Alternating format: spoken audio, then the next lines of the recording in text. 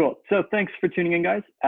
This will be the physics lecture. We're hoping to run this each Thursday of each week, and we'll see how this one goes and see if it's worth continuing. But you guys are kind of the test group for that, so thank you very much.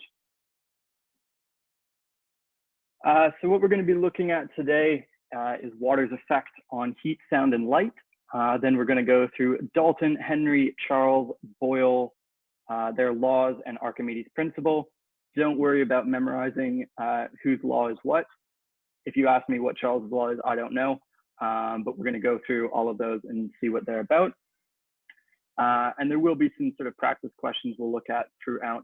If you do have any questions, please just type them in the chat box and I can address those at the end.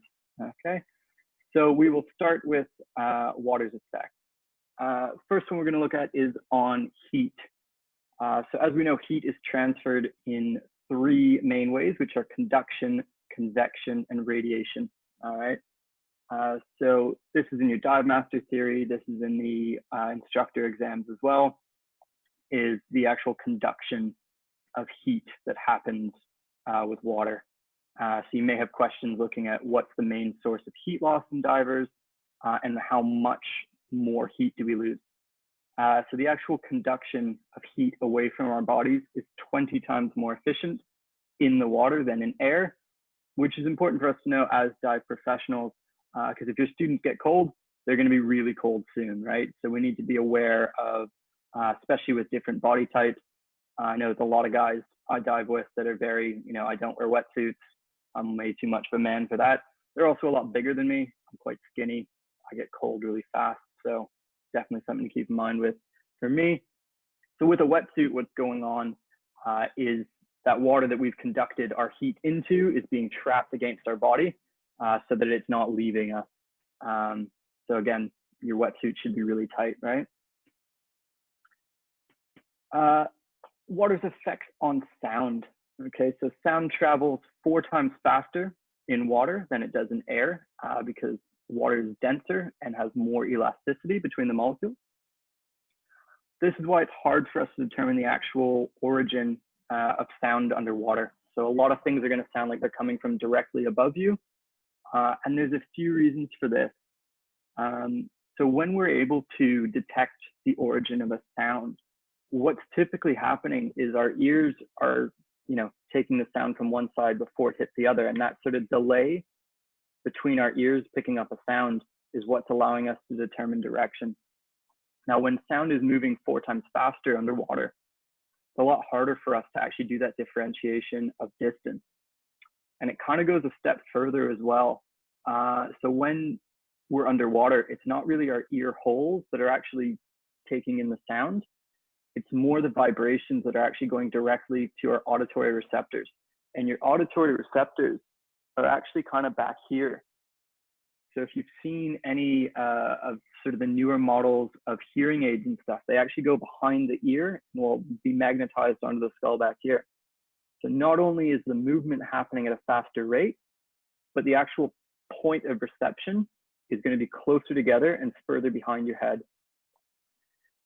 If we look in this diagram here, we have a measurement of the actual rate of transference. So obviously steel is a denser material than water. Water is denser than air.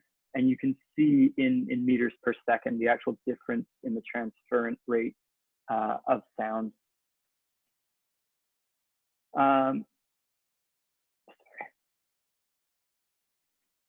So it's not quite exactly 4 times. It's actually a little bit more than 4 times faster, but for the purpose of exam questions and anything you'll find in your theory, we'll use the number 4 times faster in water than in air. Okay. And we're going to look at a few different ways as well that water is going to affect light. So our first one here is your classic straw in a glass. So I couldn't find any images online of a reusable straw or a degradable straw. So we've unfortunately got a plastic straw as a teaching aid today. But what happens is when light is traveling through the air and then transitions to traveling through water, it's actually going to slow down. And you may have heard before that the speed of light is constant. And that's why we use it as a measurement for things like light years as a unit, for example. But that's only true in a vacuum, like space. But it does actually change speed when we're talking about air and water. And this is where we get that bending happening, is because the light's moving at a different speed, and we call that refraction. And with refraction, objects underwater are going to appear larger and closer, and that ratio is about 33% or a 4:3 ratio, which might explain why I'm sure we've all had people we know in diving who will tell you about, the 3-4 meter shark they saw that day. You Google that species and you know for sure that species doesn't grow more than 2 meters long. That could be part of that, right? The other thing that water is going to do with light is it's going to absorb it, okay? In our order of the rainbow, from red all the way to violet, those colors are going to be absorbed. And starting with red, that's going to happen quite quickly, actually, okay? So at about 6 meters, we've already lost our reds and our oranges, which is why you commonly see the red filters for GoPros and cameras, because that color leaves right away.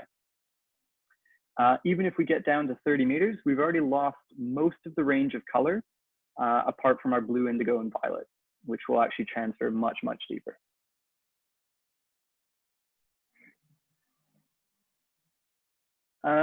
So we've talked about the magnification that's going to happen due to refraction, but sometimes the opposite is going to happen.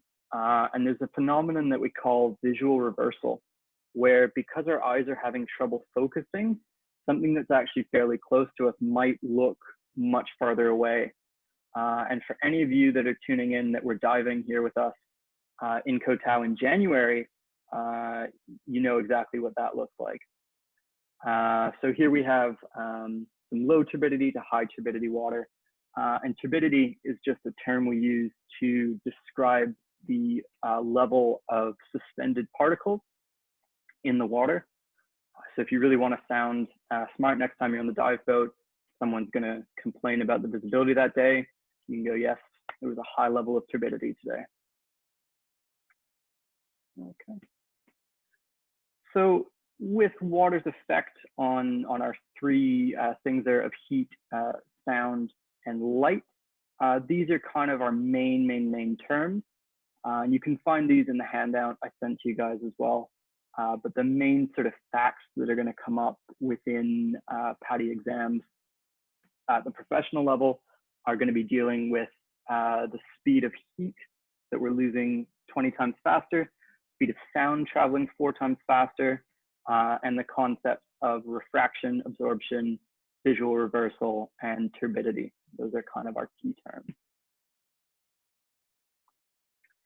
Cool. So we're going to look next at Dalton's law and partial pressure. Okay. So Dalton's law, again, you don't need to memorize whose law is what. You just need to be familiar with these concepts and how they work. So his law is that the sum of all gases will always equal a whole, that being 100%. So when we actually increase pressure levels, we're getting that compression factor, right? So we're getting more molecules in a smaller space when the pressure increases when we're descending diving. So as we increase, we have a term that is the partial pressure, which is going to get larger because it's measuring that there are more oxygen molecules or nitrogen molecules, or whatever molecules in the same amount of space. But we need to remember that these aren't percentages because the percentage won't change, right? Air is 21% oxygen and 79% nitrogen, roughly. But those are the numbers we're going to use for any calculations that we're doing with air. So if we look at this table here, and you can see on the right-hand column, we're looking at depth, okay, from 0 meters down to 30 meters.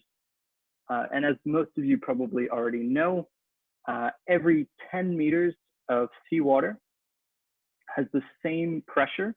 It's equivalent to the pressure that already exists on the surface of our atmosphere on top of us, okay? So if we look at the total pressure, the bar, we always have one at the surface at 0 meters, okay? That's our atmospheric pressure. And every 10 meters lower we go, we get another equivalency of pressure, okay? So again, if we're looking at an air tank that we're breathing underwater, the percentages of oxygen and nitrogen are staying the same, but the partial pressures are going to increase. So if we're 10 meters underwater, the partial pressure of oxygen in that tank is going to be 0.42, which is saying that we essentially have the equivalent number of oxygen molecules in each breath as we would if on the surface we were breathing 42% oxygen, okay? The percentage hasn't changed because there's also more nitrogen in each breath, but we are breathing in the equivalent of 42% oxygen, and that continues in a linear model as we go deeper in depth. Now, why is this important for us to understand? Oxygen becomes toxic to human beings when it's highly concentrated, so a high partial pressure. And so within recreational diving, we set a partial pressure limit on the amount of oxygen that is safe for our body to handle, okay? Like many limits in diving, this is a very conservative number, but it's tried and tested and it keeps people safe. And what we're trying to avoid is what we call CNS oxygen toxicity. And what that is when we are breathing high partial pressures of oxygen, it becomes toxic to our body. And what we're trying to avoid is a convulsion. The high levels of oxygen can trigger convulsions that on land wouldn't be typically too much of a problem. But underwater, the body spasms and the lack of control, especially due to this usually occurring at greater depth, results in almost for sure drowning to some degree. So we set a limit of 1.4 is a maximum and 1.6 as a contingency limit on the partial pressure of oxygen. Within recreational diving, you'll never go above 1.4. The 1.6 number is used in some forms of technical diving, but again, for professional level examinations, they will want you to know those two numbers. Now, this is mainly going to come into play with nitrox tanks when we're actually increasing the amount of oxygen available to us in the tank. Because if we remember, the actual usage of a nitrox tank, it's not a benefit to us to have a higher level of oxygen. Its only beneficial property for us is that we have less nitrogen in the tank, which is giving us the expanded limits. The reason we're actually increasing the oxygen percentage in a nitrox tank is just because it's the cheapest, safe to breathe, readily available gas that we have. So if we want to calculate for a particular blend, what the maximum depth we can breathe it to before we reach that 1.4 limit, we need to know our starting oxygen percentage, and then we can use our 1.4 limit to find our maximum operating depth. So if we use a standard nitrox 32 tank, which is probably the most common blend of nitrox available, there's obviously 32% oxygen in the tank. So if we take our maximum of 1.4 and we divide it by 0.32, we'll get this number of 4.375, okay? Now that's not saying we can't dive to 4.5 meters maximum, okay? This is telling us the pressure that is the limit for our depth, okay? So if we convert that pressure into meters, we would get 33.75 meters, okay? Remembering that 1 atmosphere already exists on the surface above 0 meters. And then for every 10 meters, okay, we get another atmosphere. So all we're doing is subtracting 1 and then multiplying by 10 to get that answer. And we'll go through another one of these questions. If that's confusing for anyone, please just send me a message. We can work on this more. So we have a couple practice questions here with the nitrox. So if we had a nitrox 28 tank, we might want to know if we are diving at 20 meters, okay, what is our partial pressure of oxygen going to be? All right. So at 20 meters, we have 3 bars of pressure. Okay, we have 1 bar on the surface, another bar for the first 10 meters, another bar for the next 10 meters.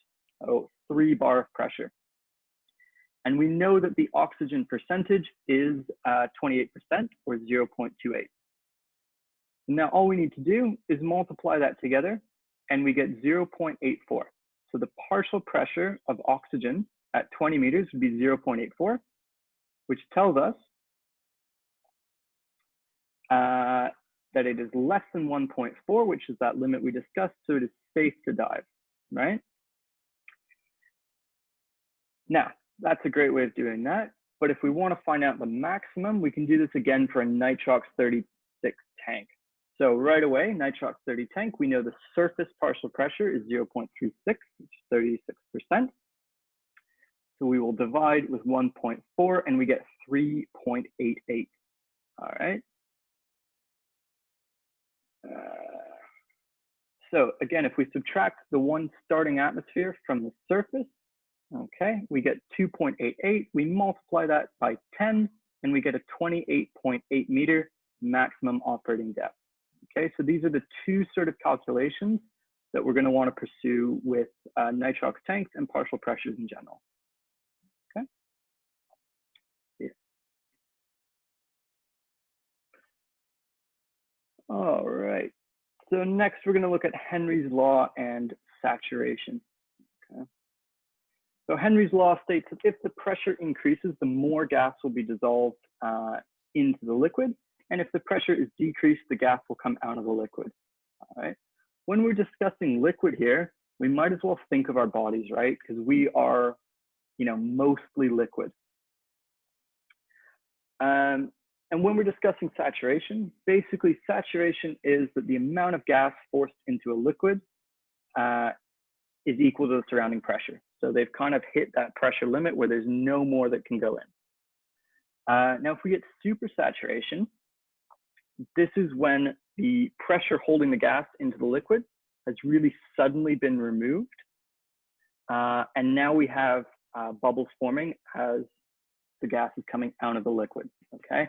And it looks sort of like this, yeah? Definitely some supersaturation going on there.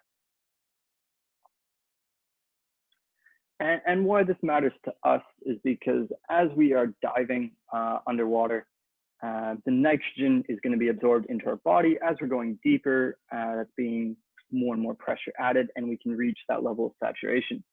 Now, if we come up too quickly, we're going to be releasing that pressure far too fast, and that gas is going to come out of solution at a high rate, which is going to cause bubbling, like that Coke bottle, which if it's happening in your body is obviously not good for you, and can lead to decompression sickness. Okay. And here's a small diagram of the basic principles of that. Okay. Ooh.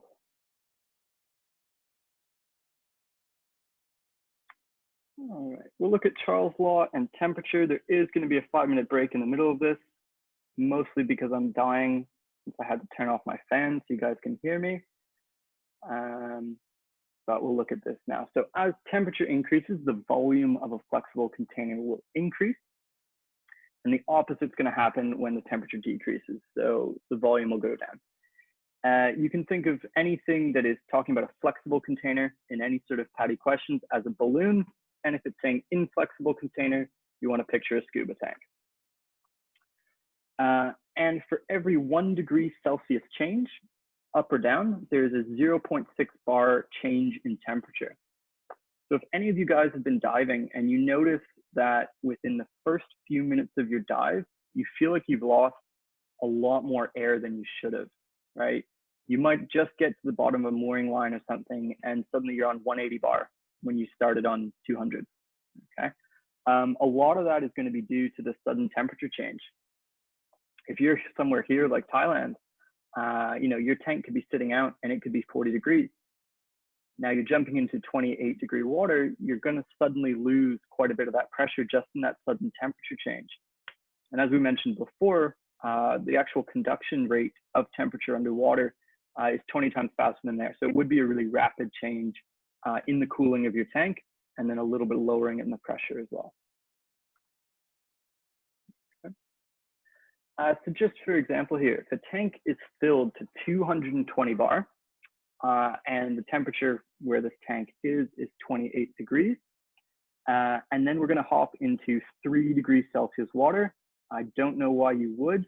I avoid cold water diving because I'm a wuss. We can actually calculate what the temperature, what the pressure change inside that tank will be. Okay, so 28 degrees to 3 degrees, we have a 25-degree change in the temperature of that scuba cylinder. And we know that for each degree, we're going to lose 0.6 bar. So 25 times 0.6, we would actually lose 15 bar of pressure right away. Okay, so just by entering the water, a 220 bar tank could go down to 205 bar. And this is a pretty realistic scenario of the kind of change in temperature that can happen between a filling station, whether that's indoors or on a boat, and the actual water temperature you're going to be using a tank in. And our second question here, true or false, a scuba cylinder was filled at 20 degrees Celsius, then left in the sun rising to 40 degrees Celsius, the volume of the cylinder will increase. Obviously not, it's an inflexible container. That would be the pressure that's increasing. And this is an example of the sort of question that you can expect to find in both Divemaster theory and in Instructor theory. Cool. Let's take a couple minutes break. I need to grab some water and I'll be back with you guys in just a sec.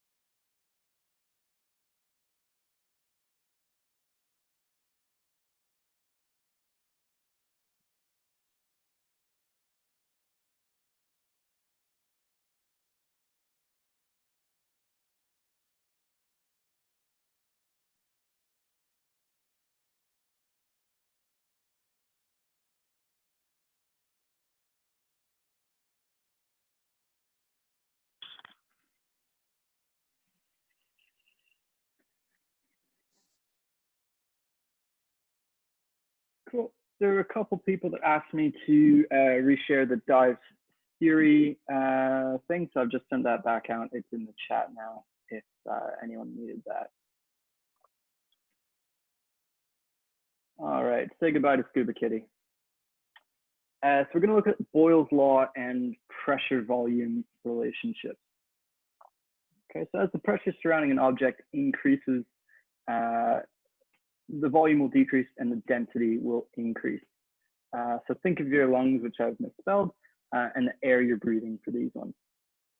Now, we've been using the kind of rule so far that 10 meters of water is equivalent to 1 atmosphere of pressure, or 1 bar of pressure. But it couldn't just be that easy. So 10 meters of seawater, that is true for.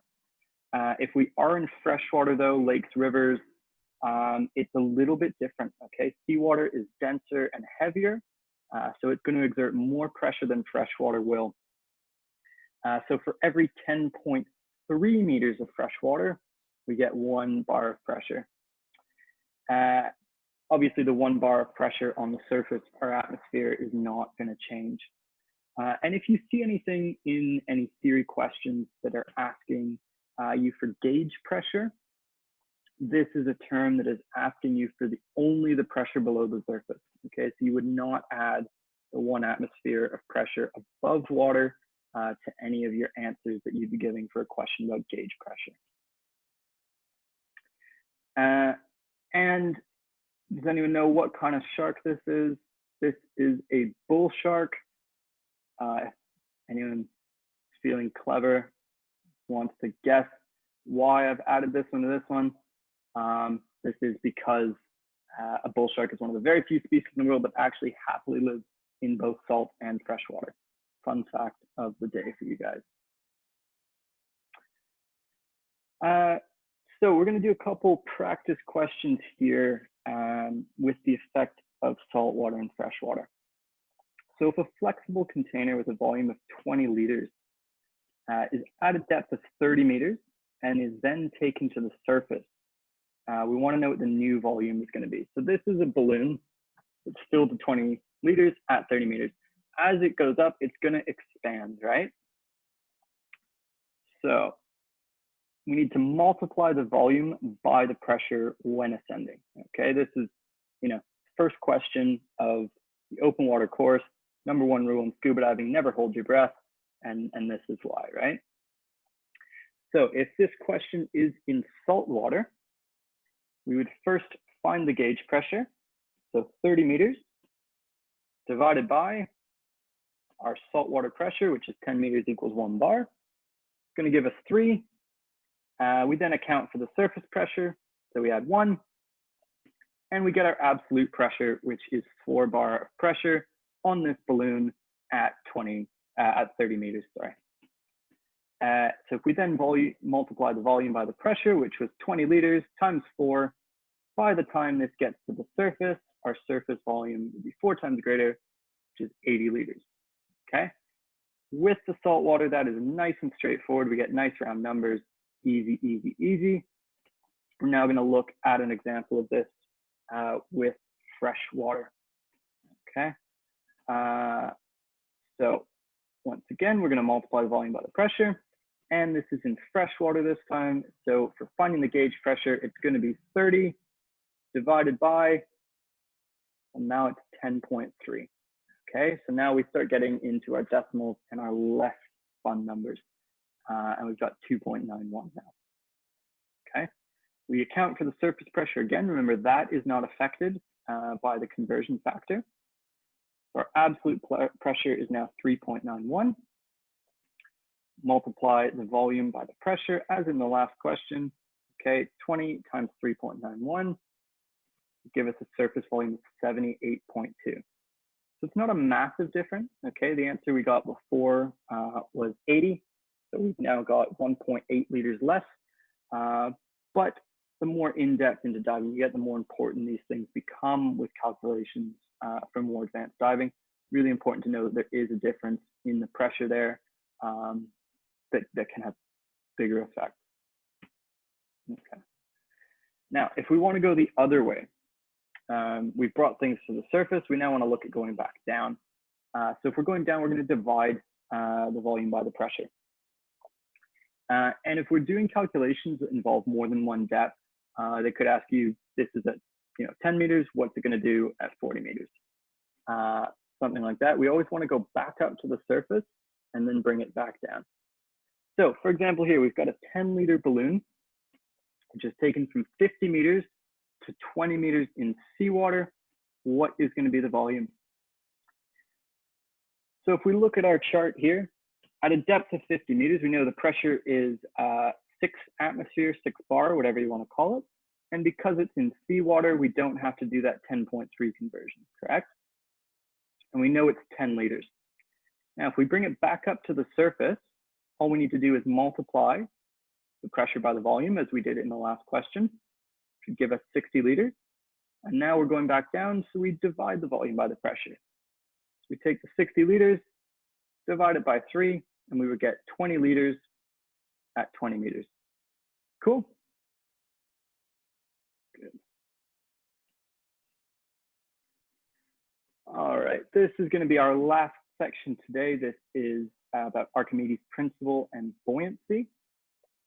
And Archimedes' principle is that an object wholly or partially immersed in a fluid is buoyed up by a force equal to the weight of the fluid displaced by the object, okay?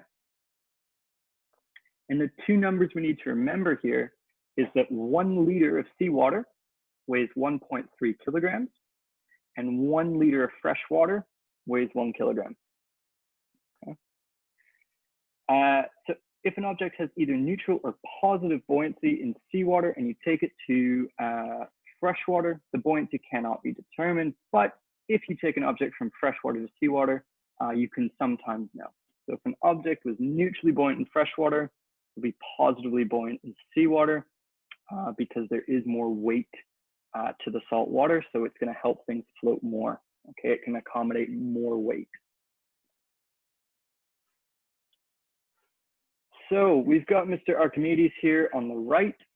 He is famous for supposedly having been naked in the bath and figuring out that him in the bath made the water level rise so you could use it for measurement. And he screamed Eureka and ran down the street naked. There's some conflicting reports on that one, but it's a nice story. So I'll stick with that one for now. So if something is neutrally buoyant, it's going to be not floating or sinking. That's kind of our perfect thing. That's what we as scuba divers want to be. Why we do buoyancy checks at the beginning of our dive. And then we can call things either negatively or positively buoyant by their weight.